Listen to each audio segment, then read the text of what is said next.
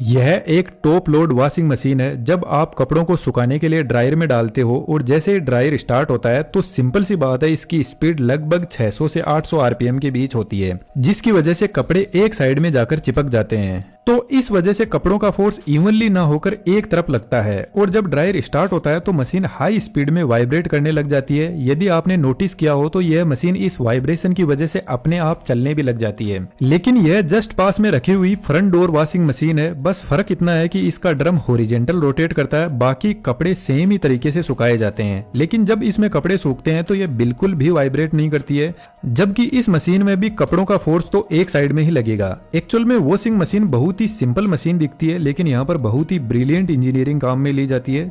चलो इसको डिटेल से समझते हैं। एक इंपॉर्टेंट बात मैं आपको बता देता हूँ, वॉशिंग मशीन कपड़ों में लगे दाग धब्बे नहीं निकाल सकती। हम जो डिटर्जेंट ऐड करते हैं वही कपड़ों के दाग धब्बे निकालता है। वॉशिंग मशीन सिर्फ हम जो कपड़े धोने में हार्ड वर्क करते थे, जैसे रब करना, खंगालना, निचोड़ना, बस यह काम अब मशीन करने लग गई है। लेकिन मशीन यही काम अपनी टेक्नोलॉजी और एडवांस इंजीनियरिंग से करती है। इसके अलावा मशीन एक और एक्स्ट्रा काम कर लेती है, जैसे जल्दी कपड़े सुखा सकती है, जबकि हम ऐसा नहीं कर सकते हैं। तो सबसे पहले यही समझ लेते हैं कि डिटर्जेंट कपड़ों से कैसे जिद्दी स्टेन्स निकालता है। कपड़ों को माइक्रोस्कोपिक लेवल पर देखें तो इनका फैब्रिक कुछ इस टाइप का होता है, जिस पर दाग धब्बे ऑयल पार्टिकल्स चिपके रहते हैं। डिटर्जेंट को मोलिकुलर लेवल पर देखें तो इसमें दो एजेंट होते हैं। एक हाइड्रोफिलिक हेड, इसको पानी पसंद है और यह पानी में अच्छे से घुल जाता है। दूसरा एजेंट है हाइड्रोफोबिक टेल, इसको पानी नहीं बल्कि ऑयल पार्टिकल ज्यादा पसंद है। तो यह कपड़ों में लगे ग्रीस या कोई भी ऑयल पार्टिकल है उनको ब्रेक करता है और अपने साथ पकड़ लेता है। अब हाइड्रोफिलिक हेड टेल को लेकर पानी में मिक्स हो जाता है और टेल ऑयल पार्टिकल को पकड़ के रखती है और वापस इन ऑयल पार्टिकल्स को कपड़ों के साथ चिपकने नहीं देता।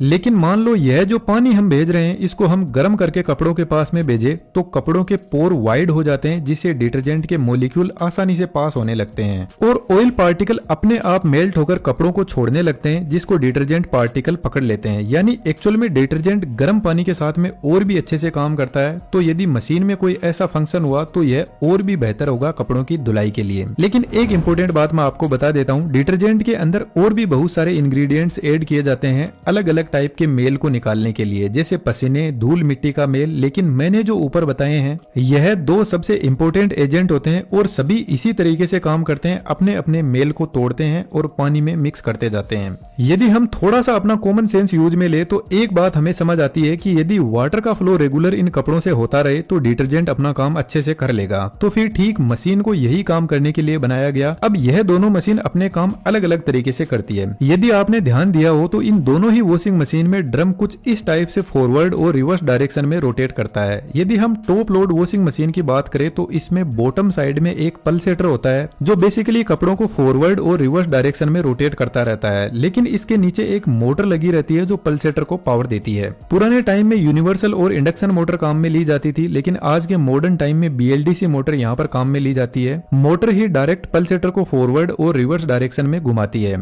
और मोटर की डायरेक्शन जस्ट इसके फेज सीक्वेंस को चेंज करके बदली जा सकती है। और BLDC मोटर हमेशा एक कंट्रोलर के साथ में चलती है, तो कंट्रोलर इसका फेज सीक्वेंस चेंज करता रहता है। यदि मैं आपको सिंपल एग्जांपल से बताऊं तो जैसे यह रोटर है जो रोटेट करता रहता है, इसके ऊपर परमानेंट मैग्नेट लगी रहती है और इसके पास में अपने दो पोल होते हैं, नॉर्थ और साउथ। लेकिन इसके अगली वाली मैग्नेट को उल्टा लगाते हैं, साउथ इधर और नॉर्थ इधर।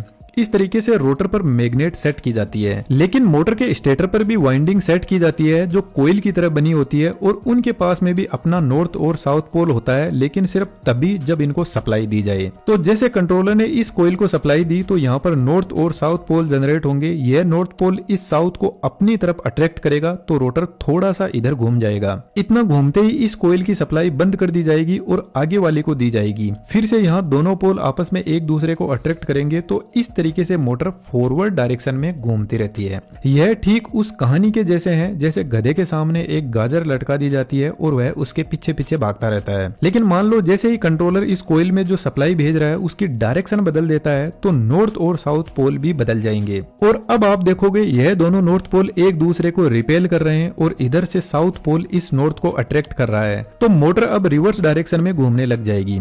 यह मैंने आपको बहुत ही सिंपल तरीके से बताया है, एक्चुअल में थोड़ा यह कॉम्प्लिकेटेड कॉम्प्लिकेटेड होता है, हम कभी दूसरे वीडियो में इसको डिटेल से डिस्कस करेंगे। असल में आप देखो कि पल्सेटर के फॉरवर्ड और रिवर्स डायरेक्शन से हो क्या रहा है, कपड़े आपस में एक दूसरे से टकराते हैं और पानी भी ज्यादा कपड़ों के अंदर से पास होने लगता है, तो साथ में डिटर्जेंट के मॉलिक्यूल भी इन कपड़ों से पास होते हैं। लेकिन यदि आप ध्यान से देखोगे तो टॉप लोड वॉशिंग मशीन में एक प्रॉब्लम होती है, इसमें कपड़े बहुत ही रफ तरीके से एक दूसरे से टकराते हैं, जिससे कपड़ों की लाइफ कम होती है। लेकिन यदि आप फ्रंट लोड वॉशिंग मशीन में देखो तो इसका जो ड्रम होता है वह हॉरिजॉन्टल डायरेक्शन में रोटेट करता है। ड्रम के पीछे की साइड में एक पुली सिस्टम के थ्रू मोटर से ड्रम को पावर दी जाती है। लेकिन यहाँ पर एक्चुअल में एक नहीं दो ड्रम होते हैं। यह जो आउटर ड्रम होता है यह फिक्स्ड होता है और इसके अंदर पानी स्टोर होता है। लेकिन इस ड्रम में पानी तभी आता है जब हम इनर ड्रम के अंदर कपड़े रख देते हैं और डोर को लॉक कर देते हैं। एक्चुअल में कपड़ों की धुलाई इनर ड्रम के अंदर ही होती है। डोर लॉक होने के बाद मशीन अपने आप पानी फिल करना स्टार्ट करती है। लेकिन कितना पानी भरना है, क्या यहाँ पर कोई वेट मशीन लगी रहती है जो चेक करती है कि इतना लीटर पानी मशीन में आ गया है? लेकिन नहीं, यहाँ पर एक ब्रिलियंट इंजीनियरिंग यूज में ली जाती है।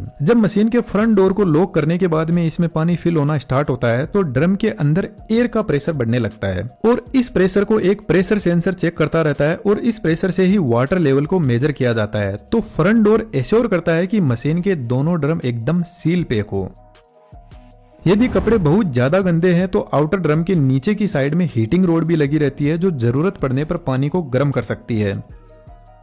अब मशीन अपना काम स्टार्ट करती है, लेकिन थोड़ा ध्यान से आप इस इनर ड्रम की डिजाइन देखो। यदि हम इसको टॉप लोड वॉशिंग मशीन के पल्सेटर से कंपेयर करें तो पल्सेटर एक्चुअल में कपड़ों को वर्टिकल डायरेक्शन में रोटेट करवाता है। तो एक्चुअल में पल्सेटर सही से कपड़ों पर फोर्स लगा नहीं पाता, जिसकी वजह से पल्सेटर के ऊपर बहुत सारे रोलर लगे रहते हैं जो कपड़ों को और पानी पर फोर्स लगाते हैं। तो एक्चुअल में रोलर कपड़ों के साथ में बहुत ही हार्ड तरीके से पेश आते हैं। लेकिन फ्रंट लोड में ऐसा कुछ भी नहीं है। इसका ड्रम एकदम सिंपल है। इसके ड्रम के अंदर बस छोटे छोटे शेप बने हुए हैं। जब ड्रम रोटेट करता है तो एक्चुअल में इस ड्रम का बस एक ही टारगेट है, कपड़ों को ऊपर लेकर जाए और यह ग्रेविटी की वजह से वापस ऊपर से नीचे गिरते हैं पानी में। और ऊपर से नीचे गिरेंगे तो सिंपल सी बात है, पानी कपड़ों के अंदर से पास होगा, यानी यहाँ पर कपड़ों की वॉशिंग टम्बलिंग इफेक्ट से की जाती है। तो एक्चुअल में ड्रम इन कपड़ों के साथ में बहुत ही जेंटली तरीके से पेश आता है और इसी वजह से इस मशीन को 40 to 60% लेस वाटर की जरूरत होती है टॉप लोड से कंपेयर करें तो। लेकिन फिर से इंपॉर्टेंट बात, जब कपड़े धुल जाते हैं तो हम डोर को ओपन नहीं कर सकते। यह मशीन अपने आप लॉक करती है, क्योंकि डोर ओपन हुआ तो पूरा पानी बाहर निकल जाएगा।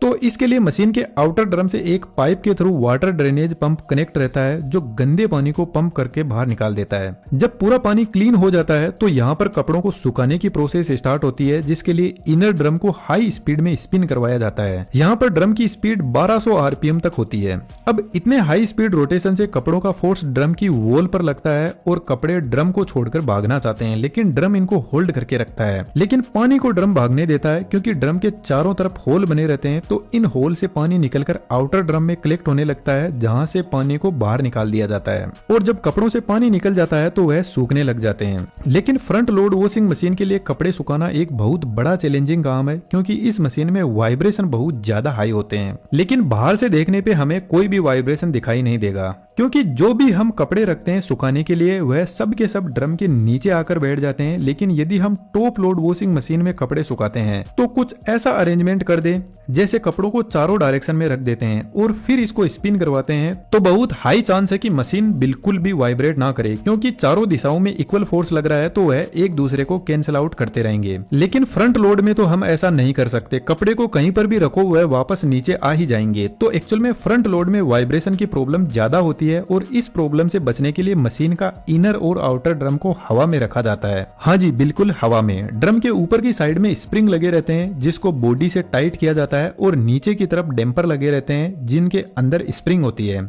तो यह वाइब्रेशन को एब्जॉर्ब कर लेते हैं, लेकिन यह वाइब्रेशन इतना खतरनाक होता है कि इनसे काम नहीं चलता है। इसलिए मशीन के आउटर ड्रम के साथ में हेवी वेट अटैच किए जाते हैं। एक हेवी वेट आप देख सकते हो यहाँ पर नीचे की साइड में लगा है और एक हेवी वेट ड्रम के ऊपर की साइड में लगा रहता है। तो जब भी वाइब्रेशन होता है तो यह वेट एक काउंटर वेट की तरह एक्ट करता है और वाइब्रेशन को कैंसिल आउट करने की कोशिश करता है। तो जनरली आपने देखा होगा कि जो फ्रंट डोर वॉशिंग मशीन होती है वह वजन में बहुत हेवी होती है यदि हम कंपेयर करें top load load washing machine से तो, क्योंकि टॉप लोड में ऐसा कोई भी वेट नहीं होता है वाइब्रेशन को कंट्रोल करने के लिए, क्योंकि वहां पर वाइब्रेशन नेचुरली कंट्रोल हो सकते हैं यदि हम थोड़ी सी समझदारी दिखाएं तो। लेकिन फ्रंट डोर में वाइब्रेशन कंट्रोल करना पॉसिबल ही नहीं है। यदि इसमें इन वेट को अटैच ना किया जाए तो मशीन पूरे घर में डांस करने लगेगी।